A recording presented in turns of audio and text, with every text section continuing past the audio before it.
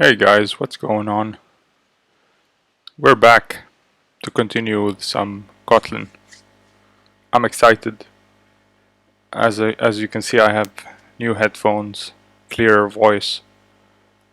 Now you can hear my ugly voice, very crystal clear.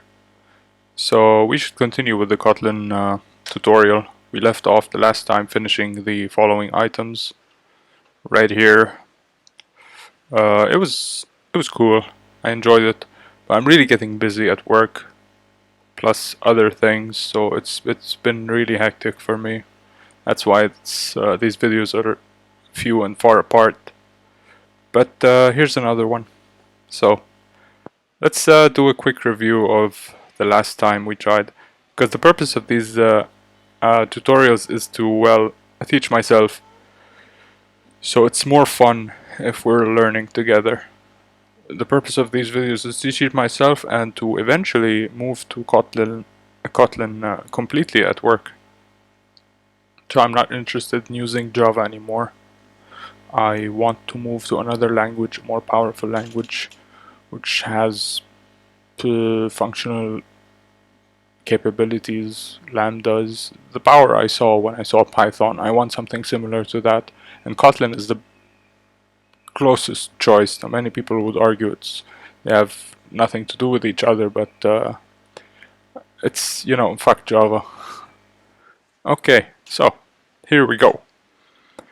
This is simple functions. This is a function, starts with fun, its name is start, takes no parameters, a colon, returns a string, is equal to OK. So we're assigning this value OK to the function called start, because the question is asking us, take a look at the function syntax and make the function start, return the string OK. This is how you make something return something, the actual value. This is the type of the thing returned. So all the exercises here have tests. This is the test for the above exercise, and in most exercises you can read the test to find out what this function is expecting. In this case, assert equals OK. So it needs to see an OK. So what you do is return OK. OK. Function Java to Kotlin conversion. This is a piece of code that's Java. If you've got Kotlin configured for your project inside Android Studio, you can just paste that code right here. And what you do is convert Java. Yeah, you convert to Java. This is Command Shift A, I think. Command Shift A. Convert to Kotlin. There it is. That's if you have the Kotlin plugin installed on your IDE and you have Kotlin configured for that project. I'll link to the video, the first one I did about this section, where it shows you how to do all that. Okay? So you select that, this Java code becomes this Kotlin code. And you paste it here, you get a correct answer. Here's the test. What is this? To JSON? Wow, the power just went out. Cool. I don't understand what this test does. How could this make that pass? How is that possible? I don't know. But it passes when you paste this, okay? So yeah, that's how you convert from Java to Kotlin. Named arguments. So here we have our named arguments. You just give the argument a name and you can give it a default value. We'll see about the default value in the next exercise, this one, but this is the giving parameters a name exercise. Okay. So over here it's expecting a separator, a prefix, and a postfix. This is the function that they gave us, join to string. What you have to do is, it can be called on a collection, specifying only two arguments, make the function join options. Return the list in a JSON format as bracket A, comma B, comma C, bracket. So you give it a separator, which is the comma and space, You give it a prefix, which is the left bracket. You give it a postfix, which is the right bracket. You do not supply a separator because it already has a separator. Okay? Really, more on this in the first video. You're not gonna understand this just out of the box. This is just a review. These are all overloaded functions. What you have to do is overloads can be placed in one function in Kotlin. Change the declaration of the function foo in a way that makes the code using foo compile. This is the function foo. Takes Audai. 42. Uppercase is false. Okay. And it's gonna do, if it's uppercase, make it uppercase, else just print it out. And either way, add a number to it.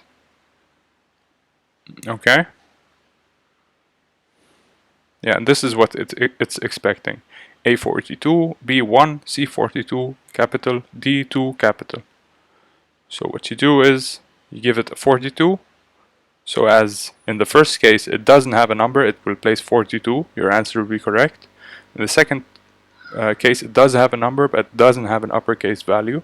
So the default will be true, false. So your answer will come out as B1. In the third case, it has a letter, but the uppercase is true. So it's going to take care of that. All you're missing is the number, which is 42 again, which is what you're expecting in the test. So it passes. In the fourth case, it's D. It has to be capital, and the number is 2. So it will be capital and it will have a 2. So this will pass as well. Alright? Lambdas. You were supposed to fill in this part in the test. That's before I filled the part. Okay? Let's see if yeah. So the IT, no, you were supposed to fill in all of this. Yeah? So if you check this link over here, this will describe everything you need to know about lambdas, and that's how you understand what you have to do here. If you know about lambdas already, you know that it's anonymous. It will return an object. What you say is assign to the object this function, which is called the object itself, modulus 2, returns 0, meaning it's going to check if it's even. See here, contains even. Okay? Okay. Moving on, this is the new content. See, they place a to-do here in the case where you have to do something. I'm gonna smoke a cigarette. I don't have any more cigarettes. Okay, that's fine. Read about different string literals and string templates in Kotlin first, and then try to solve this. Raw strings are useful for writing regex patterns. You don't need to escape a backslash by a backslash, like in Java. Below, there is a pattern that matches the date format 13/06/1992. 2 digits, dot, 2 digits, dot, 4 digits. Okay. Using month variable, rewrite this pattern in such a way that it matches the date format 13 June 1992, meaning 2 digits white space, month abbreviation white space 4 digits. Okay. Using the month variable. So the month variable is apparently oh, by the way, the difference between a var and a val, I'm pretty sure they didn't explain it here yet, but a val is something mutable. I mean something immutable, and a var is something mutable. Okay? So you could say here var, not val. Val. Okay. So this is like an array. Okay? Using month variable, rewrite this pattern, which says, what does the pattern say? Why are there 3 parentheses? I mean 3 quotation marks. I think because it's a regex. Let's read about strings. Kotlin has 2 types of string literals. Escaped strings that may escape characters in them, and raw strings that contain new lines and arbitrary text. An escaped string is very much like a Java string. It's escaped. Okay, escaped from where? The asylum? Escaping is done in the conventional way with a backslash. Okay. See characters above for the list of supported escape sequences. A raw string is delimited by a triple quote. There we go. Contains no escaping and can contain new lines and any other characters. This is like Python. Yeah. There is such a thing in Python. Okay. var text is equal to a thing. It places for C in foo. What? What the fuck does that mean? I don't know. You can remove leading whitespace with trim margin function. Okay. That's nice. You can like have a suffix which is a function, and it will trim the margin from the above paragraph which you've printed. By default, a stick is used as a margin prefix, but you can choose another character and pass it as a parameter, like the trim margin with a right Pac-Man. String templates. Strings may contain template expressions, pieces of code that are evaluated and whose result are concatenated into the string. Okay. Wow. What the fuck is that? That's so strange. A template expression starts with a $sign and consists of either a simple name like val I is equal to 10, val s is equal to I is equal to $I. Okay, fine. This evaluates as a string now, or an arbitrary expression in curly braces. Val s is equal to ABC. Val str is equal to the length 3 is 3. No. What? Okay, oh, okay. Okay.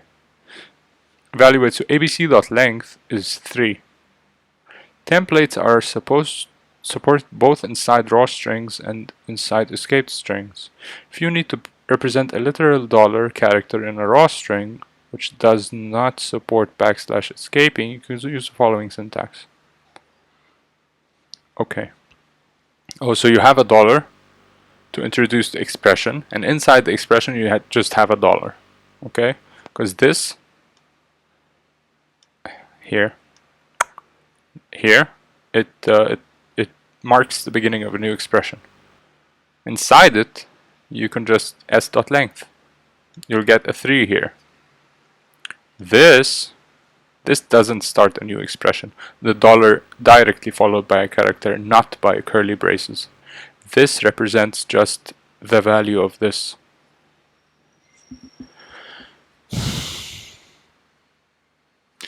Yeah. The $s just represents the value of the val that's called s. The dot and the length right here are literal characters. You could say dot door here, but this is what's important. And this right here.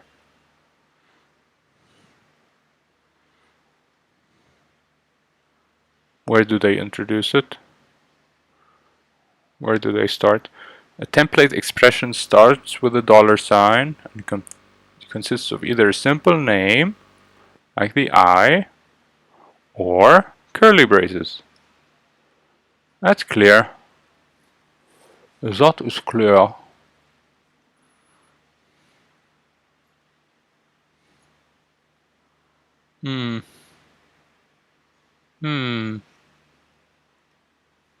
Okay, that's cool. How the fuck does this help us now?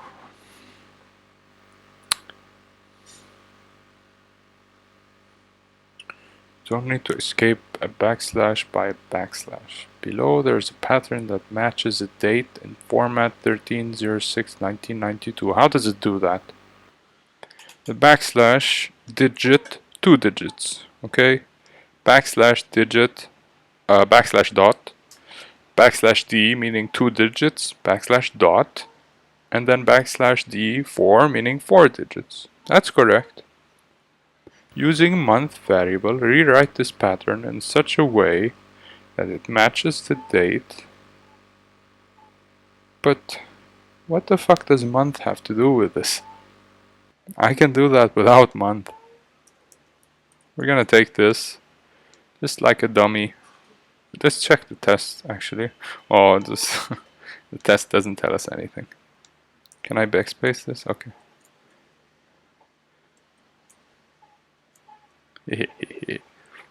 Okay, what? Oh, we copied them twice. Okay. 3.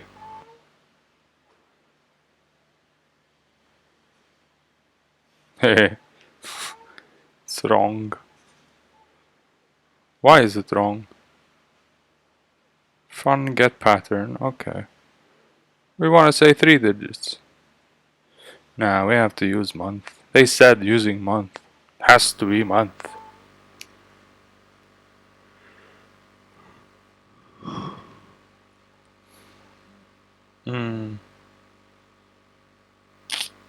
They did tell us something here about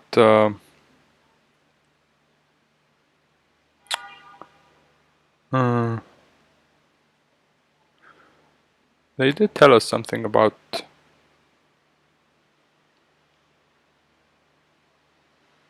for C and foo. Print C. Okay.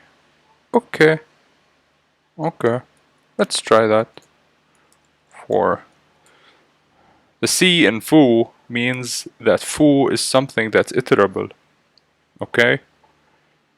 And whenever you get an iteration of that, put it in C and show it to me. Okay? Let's try just that. How the fuck are we gonna try that? Okay.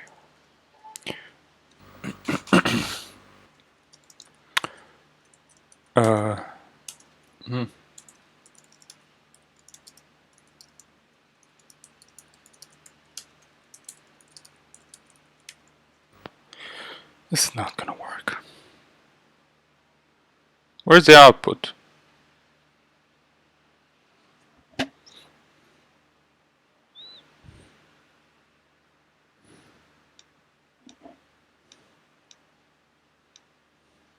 I don't wanna run the test. I wanna...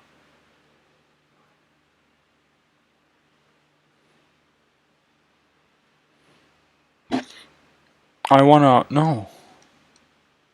JVM, yeah. No main method. Man, that is not what I wanna do. I don't know. Okay, this is wrong.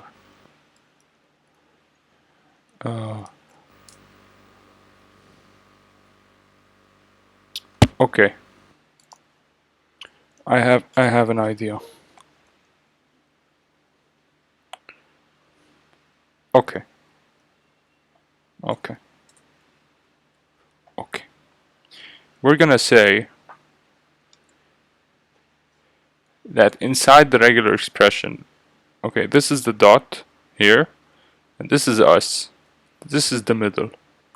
This is the 06, which should be replaced by JUN. We're gonna say dollar, okay? Right?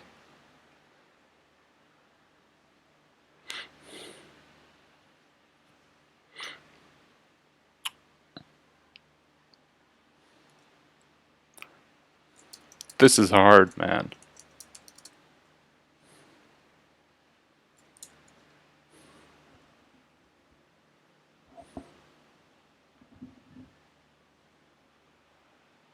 I suck so much.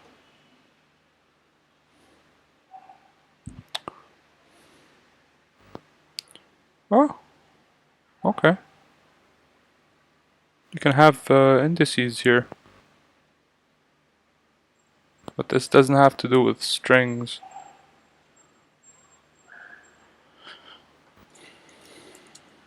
before Googling, let's 0. Let's see the test. 1 second. March. Which one is March? March is 0, 1, 2. Okay. 2.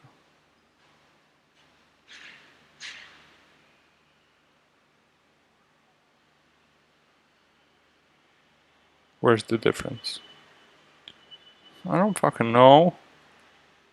Can't you open $1 in these between these 3 ones?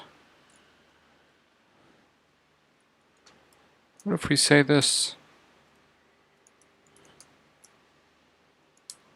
Huh?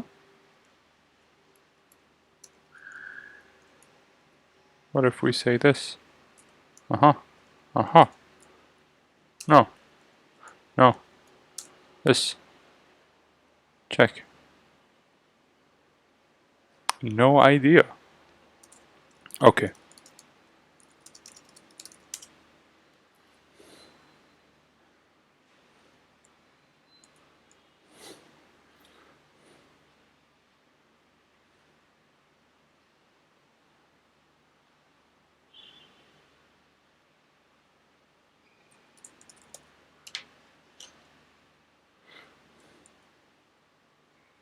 Yeah, this is the array. This is not a fucking array. The month variable, I don't know how to use it. Fine, show answer. See? You see, I have the right idea. God damn it. That's what I meant to do. I meant the whole thing. Match stuff from the whole array. Piss me off, man. Still wrong.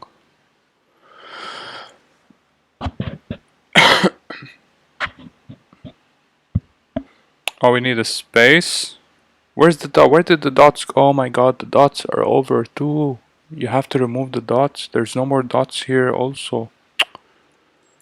Life is so hard.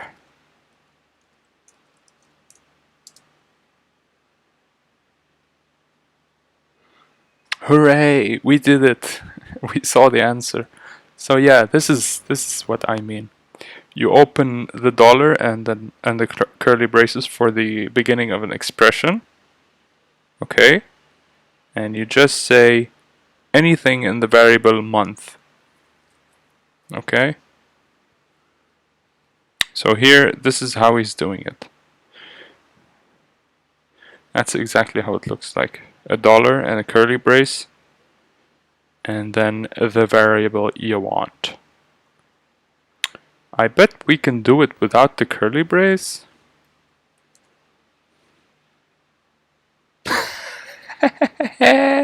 See? It's the exact same thing. S.length is getting a way to work with S, the variable.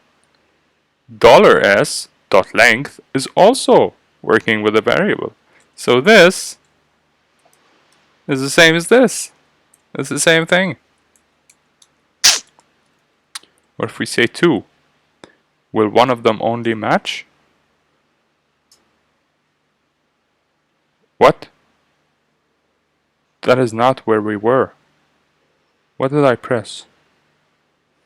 Check. One of them should match. Come on. This one should match. Unless that's not how you access that's not how you access a value from this kind of array. .0? Nah. I don't know. We'll learn it later. But this is this exercise, okay? 1 second.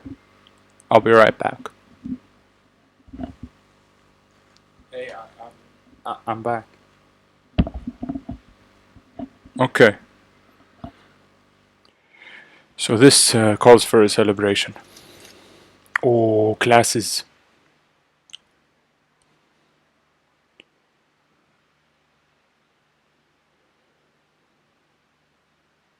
Let's actually go full screen. What? Wait. Wow, such a change in full screen.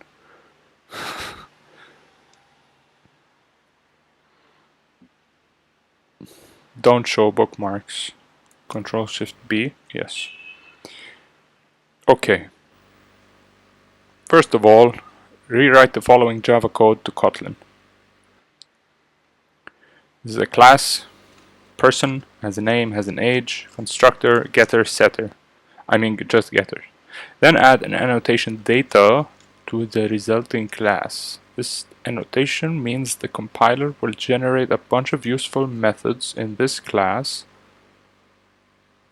equals hashcode, toString, and some others. The getPeople function should start to compile. Where is the getPeople function? What do you want me to do? First, let's convert to Java. You copy this. You go here. Bam. Seems like Java code. Do you want to convert it? Yes. What? That's it? Was this part of it? The curly braces aren't even part of it. It's just one line. We're gonna say here, okay? Check.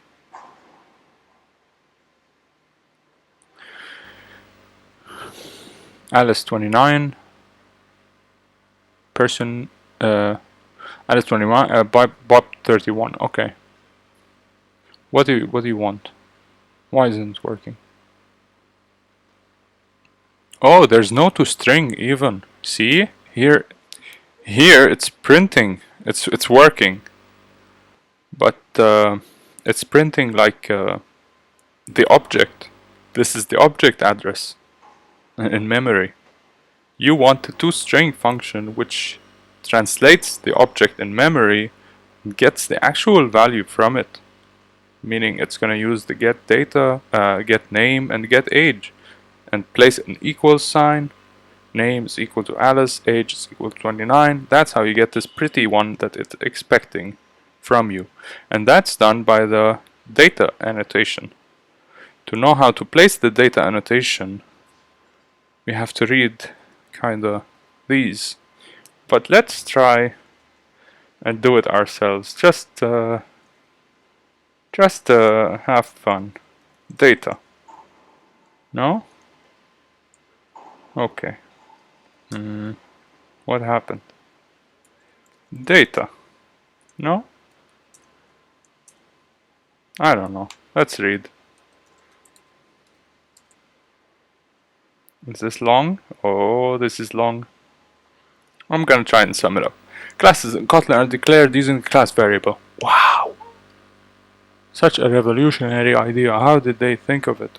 The class declaration consists of the class name, class header specifying its type parameters, primary constructor, etc., and the class body, surrounded by curly braces. Both the header and the body are optional. If the class has no body, curly braces can be omitted. This is a class. Bam! Class empty. Constructors.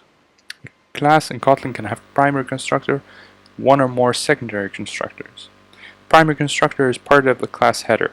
It goes after the class name and optional type parameters.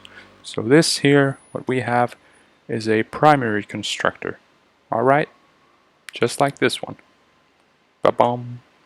If the primary constructor does not have any annotations or visibility, we're getting close, guys. Visibility modifiers like private in Java, protected. The constructor keyword can be omitted. Where did the guy say oh my god, he said constructor? I didn't even see this word. Is it here? It's not here. Okay, why? Because it doesn't have any specific annotations or visibility modifiers. So we can just let go of the word constructor. It knows it's a constructor.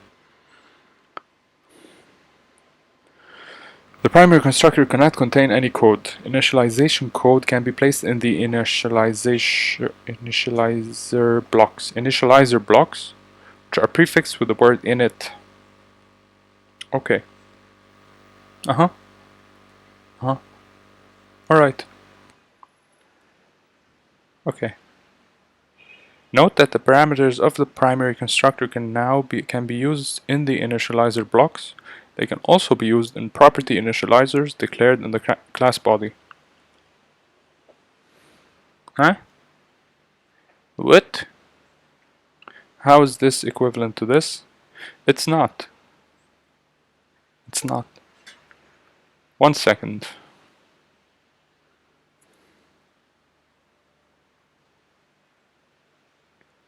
It's not equivalent. Okay, that's fine.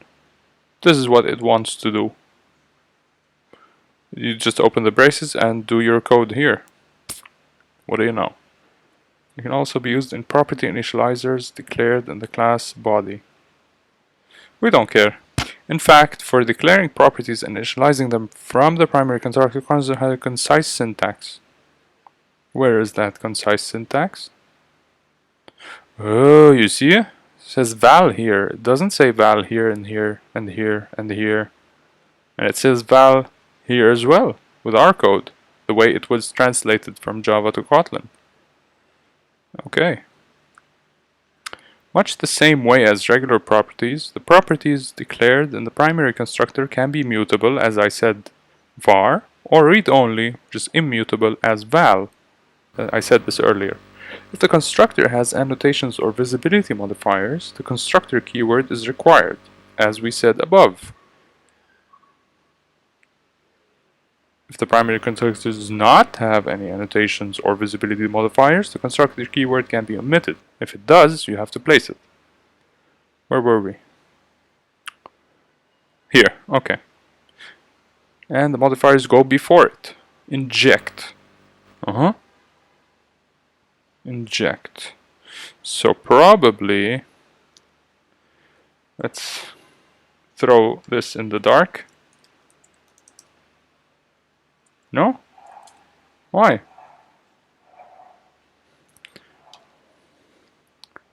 Public inject constructor. I want the answer already to the problem. I don't want to read 3 classes.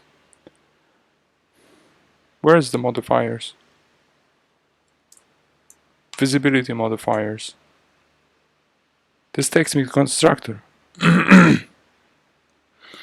Note that you need to explicit constructor. I know that. Here the constructor private, public, internal. That is not what we want. Secondary constructors. I'm not going to go through all of this. I want the answer to the data annotation, what's required of us in this problem. Properties. I know these properties. Okay, fine. This is exactly like they showed us in the previous page. So you open the syntax and you just start. This is the constructor, man. This is self-explanatory. Okay, there's no mention of data here, but this is how you.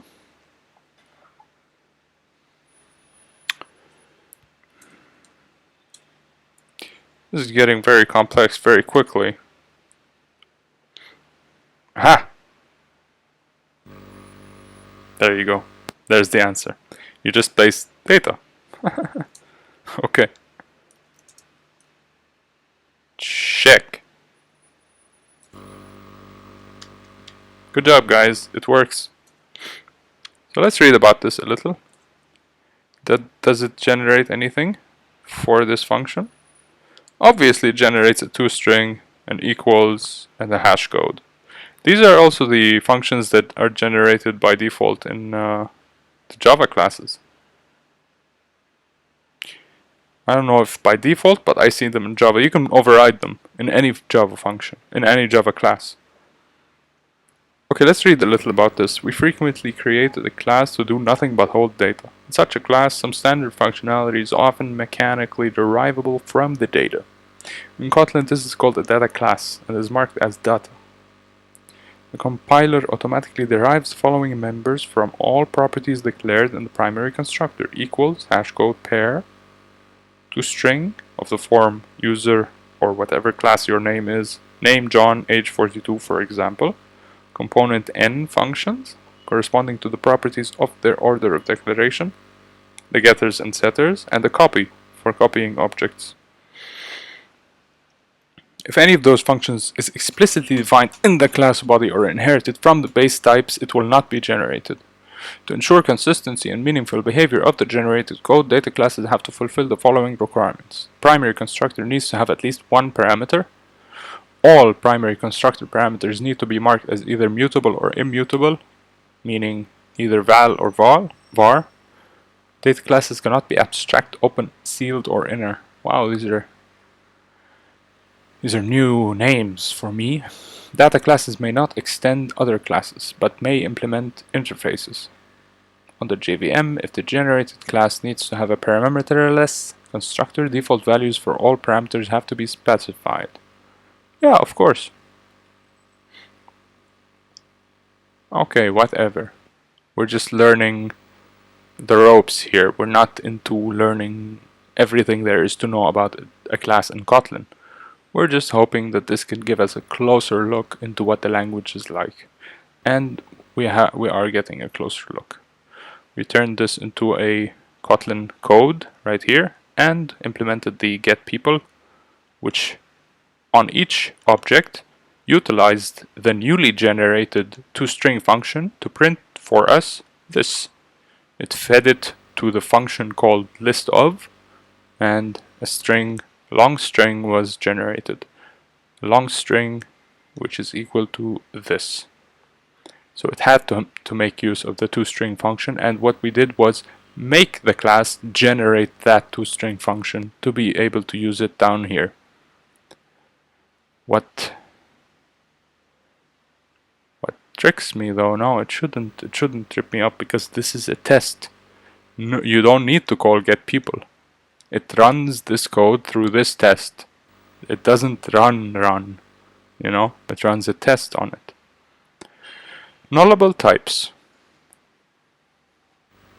Read about null safety and safe calls in Kotlin and rewrite the following Java code using only one if expression.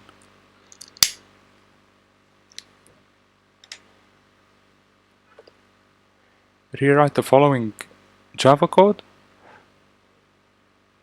What? Rewrite the following Java code in Kotlin, you mean? Public void send message to client. It takes a nullable client, nullable string message, not null, mailer. If client is null or message is null, return. Personal information, new object, client get personal info, put it in this variable. If the personal info is null, return. String email, get it from the personal info. If it's null, return. Mailer, send message, email message. Very simple. Now, in our new function. Function send message to client. Client. Okay, so this obviously this question mark means can be null. We read this before. I've read this before, I think, but I know that this question mark means the value for this object can be null. No question mark cannot be null. Okay. Here's our class. It says personal info, personal info string. Can be null, can be null. Interface, mailer, fun, send message. Okay. What is required? Okay, using one if. All of these before this line. See this? This is the same as here. I don't know why there's an interface though, but this same thing is happening here.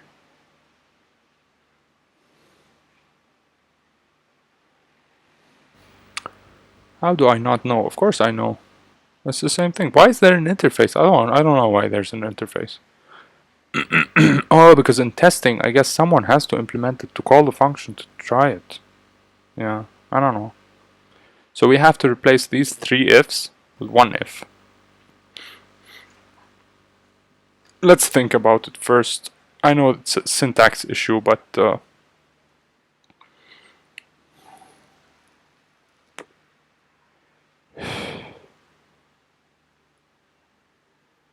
okay, fine.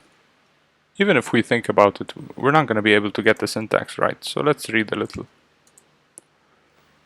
Is this long? It's not long. Nullable types and non-null types. Kotlin's type system is aimed at eliminating the danger of null references from code, also known as the billion-dollar mistake. One of the most common pitfalls in many programming languages, including Java, is that of accessing a member of a null references. That's true, resulting in a null reference exception. In Java, this would be equivalent to NPE, NullPointer exception, your worst nightmare. Kotlin's type system is aimed to eliminate null-pointer exceptions from our code. The only possible causes of null-pointer exceptions may be an explicit call to throw null-pointer exception right now, the usage of the double exclamation mark operator that is described below, external Java code that has caused it, it's funny, or there's some data inconsistency with regards to initialization. An uninitialized this available in a constructor is used somewhere else. In Kotlin, the type system distinguishes between references that can hold null, nullable references, and those that cannot, non-null references. For example, a regular variable of type string cannot hold null. Var a of type string is equal to abc. A is equal to null, it does not compile. Why? Because a regular variable of type string cannot hold null. Simply. To allow nulls, we can declare a variable as nullable string, writing string. See? So if you declare oh, there we go, we solved it. Wait a minute. Wait. This is so easy, this language is amazing. Var a of type string, literally, if you write string without a question mark, that means this variable cannot be null. Impossible, it won't compile. This is their type system. To allow nulls and start being afraid of nulls and having to write code to check for nulls, you would have to specify the type of the object as string question mark, like this. If you don't do that, it's impossible for the variable to be null, so you don't have to check. So that's our answer. But let's go on. Now, if you call a method or access a property on A, which is this, it's guaranteed not to cause an NPE, so you can safely say val L is equal to a.length without checking, because the type of object cannot even compile if you give it a null. It won't work, so it's impossible. But if you want to access the same property on B, that would be not safe, and the compiler reports an error. It might return null. But we still need to access that property, right? There are a few ways of doing that. Checking for null and conditions. First, you can explicitly check if B is null and handle the two options separately. This is a ternary operator. This is not a ternary operator. This is just an if. Val L. This is an immutable L. If B is equal to null, if B is not null, put B.length inside L. Otherwise, put -1. The compiler tracks the information about the check you performed and allows the call to length inside the if. More complex conditions are supported as well. If B is not null and B is bigger than 0, string of length, you remember this? This will print whatever the length of B is. Instead of this whole string, it will print a number. Otherwise, empty string. Note that this only works where B is immutable. What? So it won't work here. Local variable, which is not modified between the check and the usage, or a member val, which has a backing field and is not overridable, because otherwise it might happen that B changes to null after the check. Ew. That's true. That's true. This only works where B is immutable.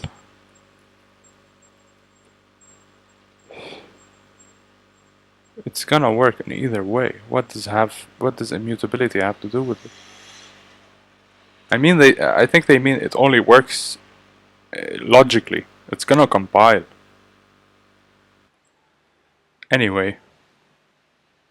Ooh, the Elvis operator. You know why this is called the Elvis operator? Let's see if we can get a visualization of why is it's called the Elvis operator. It's a funny thing.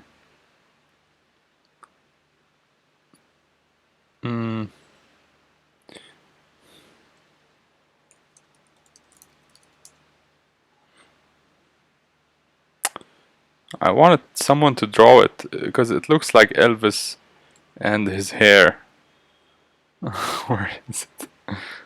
It looks like Elvis's hair, like this, and his eyes, or something. Anyway, this is called the Elvis operator. Right? Am I right?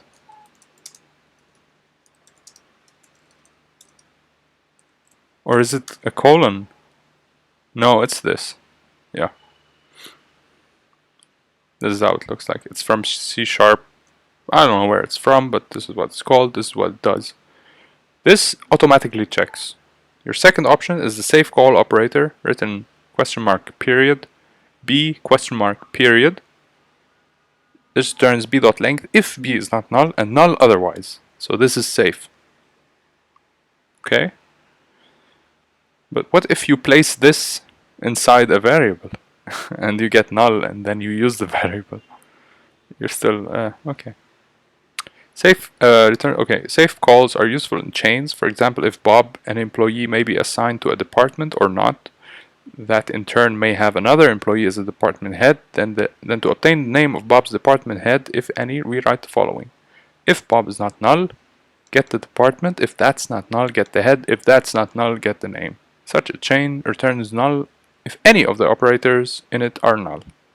To perform a certain operation only for non-null values, you can use the safe call operator together with the let.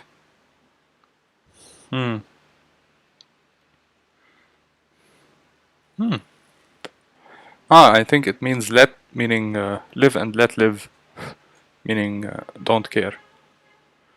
The list with nulls is a list of strings that all can be null. Yes, it's equal to list of a null. Okay, it's a list, a and null. For each item in this list with nulls, because this is a null, that's what the name suggests, that it does contain a null somewhere. If item is not null, ignore. That's not an if. Why did I read it as an if? Item.let print. Oh, this is an inline check or something? This is a boolean returned here? No. Why is there a brace after it? Oh, I see. The Elvis operator. Okay. Okay, prints A and ignores null. The let ignores null. Anyway, let's solve this.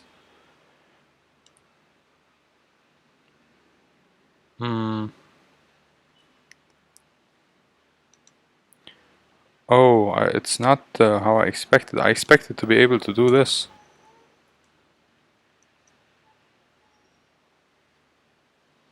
But of course it's not gonna run.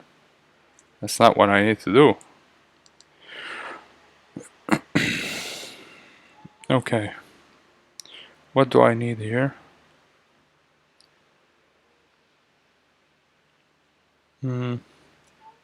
Single if, okay. A single if.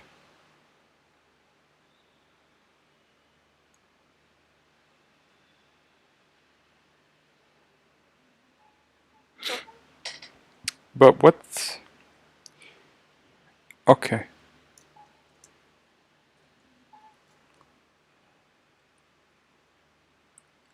What is happening to my screen? Okay. If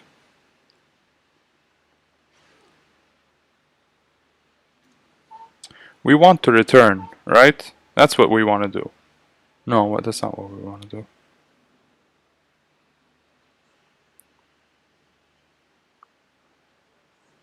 What do we want to do?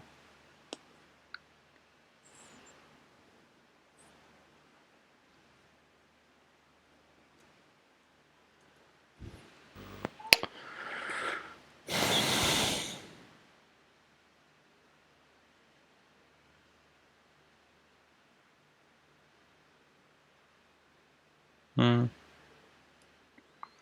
How can we solve it with a single if we're running more than one operation?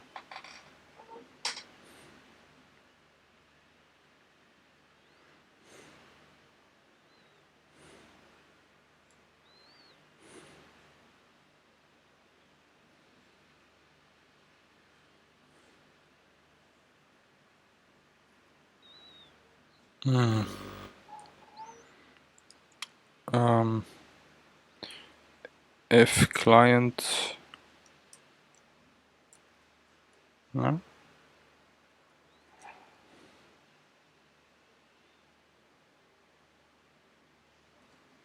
I don't know.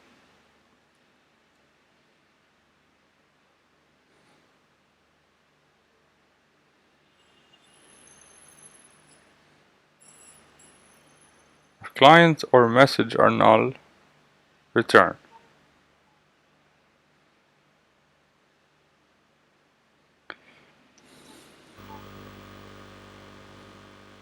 Are these two lines representative of these two lines?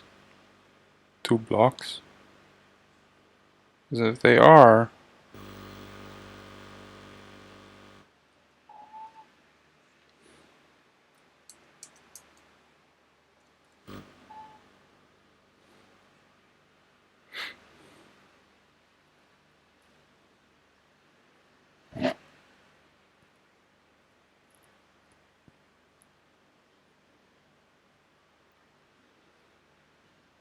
see, this is professional programming. You just stare at the screen.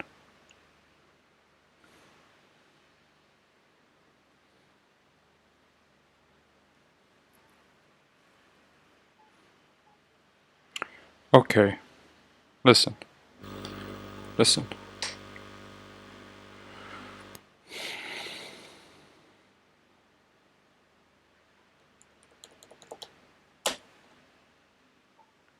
Listen, we're gonna remove these so that they may not be null, okay?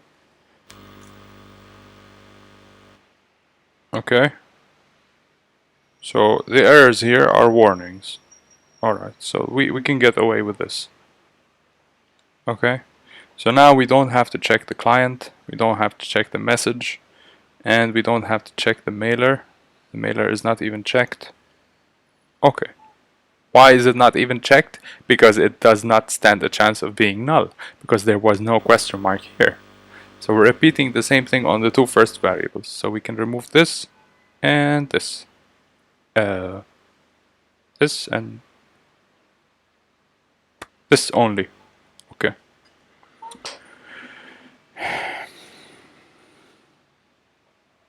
That's one step. Let's check. Check, please. Console. Check. Okay, okay, that's the only thing we're facing. That they weren't used.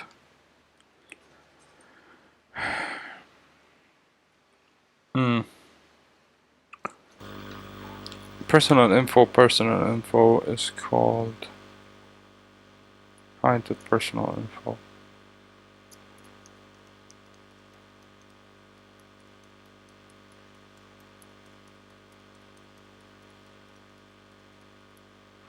Oh, okay. Personal info is equal to client.get personal info. Okay.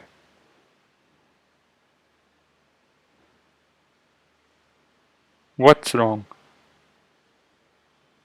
What?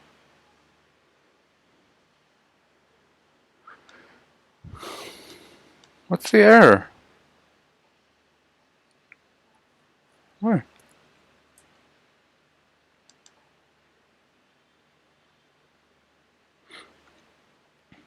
I don't get it. Why can't I write this? Dude. Just copy paste. Please specify constructor invocation classes personal does not have a companion object.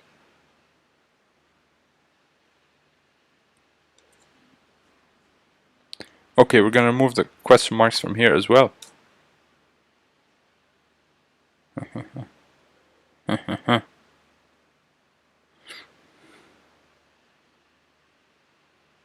Okay, we don't care. Just gonna go ahead. So we assigned this, okay. Now email cannot be null either. I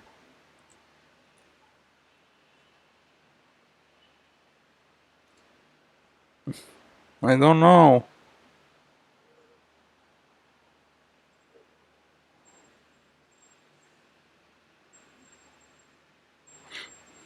I don't fucking know.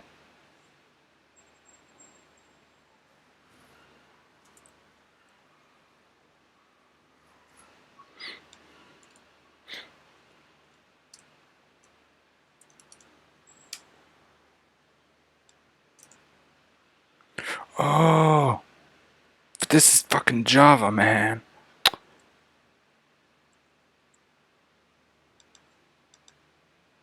It's fucking Java.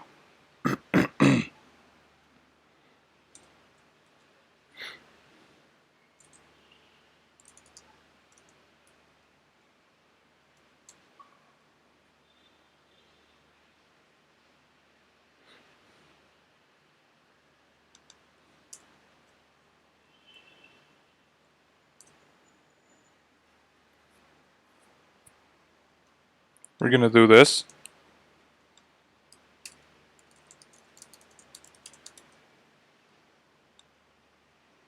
Why? So it can generate this.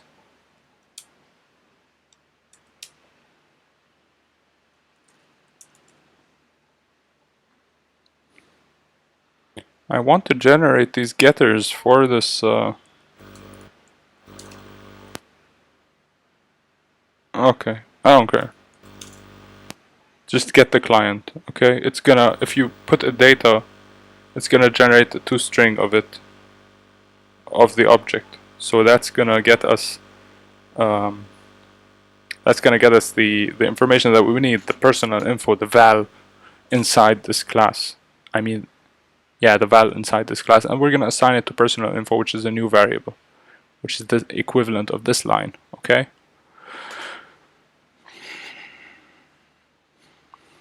Some difficult shit, man. Okay. Var email.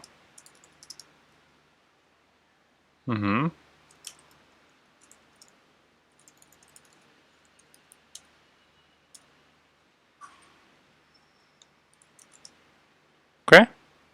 Also, this data is gonna generate a getter for this email. Which is basically what this guy is doing. Get email. That's it. So the data annotation, as we saw in this previous data classes, it's gonna generate this for us, and we just assign. You see here how we just said, where is it? List of person. Yeah, we said list of person, and it automatically just got us the toString of it and printed the data using the annotation here. We're just trying. I don't know.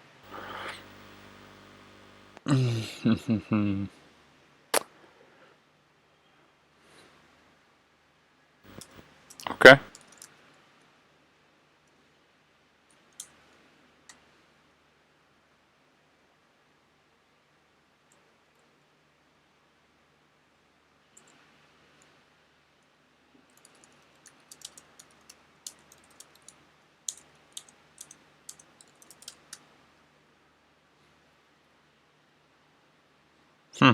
I know it's always false,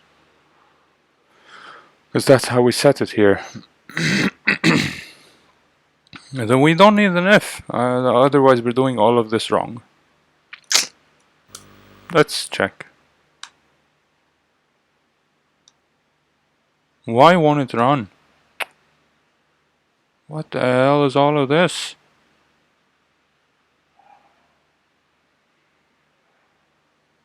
This is the test.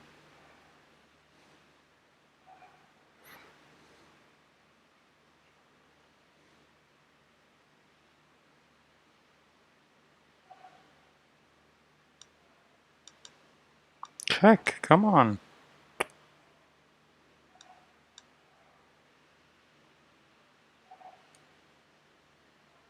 Let's try and refresh, see if there's something wrong with the page.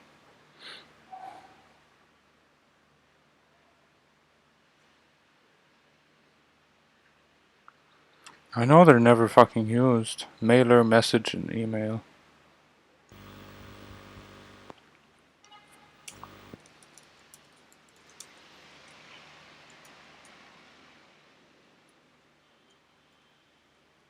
I don't know how to solve this. I'm gonna show answer.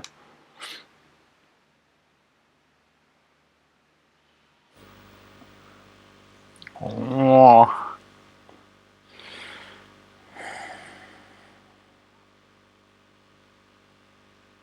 Of course. See, he didn't change these. He left them like this. Okay? So we still have to check, but he... Oh my god, he didn't even change these. Nothing I did was right. It's my first problem that I face. Val email is equal to client get personal info. Oh. See, I didn't understand that this function was being defined here. I'm sorry. Okay, get I mean personal info. If that's not null, get the email from it as well. So you place that in the email, which is equivalent to this. If these are not null, where does he check if those are not null? Client and message, see? Alright, he doesn't check for message. Why not? What if it's null? Oh? Client. Oh, it's an OR. Okay. The get email. If this is not null and this is not null, send. If email not equal to null and message not equal to null, mailer, where's the mailer? Oh, there's the mailer, it's from the thing. Yeah, many things went wrong in this problem. Email, message.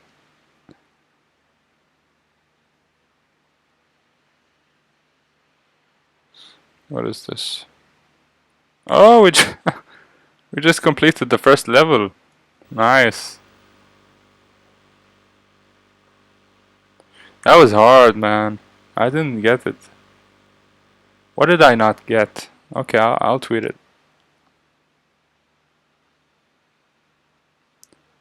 Fine.